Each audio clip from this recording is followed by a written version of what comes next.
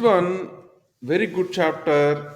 Without this, I don't think so. Any program will be there, which is known as control flows. We are going to control the flow. We are going to control the flow. Flow is nothing but the lines of code. What you have to run it, we are going to control it. In this lesson, we have here, these are the things what you need to explore it. What do you mean by control flows? You need to understand. These are the things what we have the control flows. If else statements, while, break, continue, for. These 5 things you need to explore. Next is one more thing is input function. What is input function? We need to learn. If else conditions. Then we need to go for some use cases on the if else statements. We are going to learn here. In the next lesson, we are going to learn about the while. In the next lesson, we are going to learn about the for loop. We are going to learn it. So in this lesson, we are going to concentrate only on input function and if else statements. We are going to concentrate. First, let us go and try to concentrate what is input function. You can see question how to accept input from users in runtime. If I want to accept input from users in runtime, we have to use the input function, we have to use it. Okay, then you can write whatever comments you want to write here, you can write it. Let us put into the practice. Now, I'm trying to go for, let us say, simply I'm writing here input first, and it is new to me. I'm writing here question mark, and I'm seeing the help document. What it is saying? Forward raw input to front end. Forward raw input to front end. And it also supports one prompt parameter, whatever info you want to prompt, you can pass it. Meaning I can go and I can say input of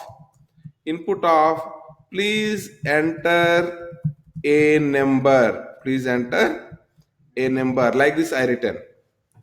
Then if you written like that, if I written like that, please enter a number. If I am trying to execute this one, let us say run it. The moment I ran it, is it given the comment please enter a number or not? Whatever you write in this double quotes, that will be coming as a comment here. Here you can enter some number, let's say 10 you entered means the 10 will be, if you assign somewhere, you are going to get that one.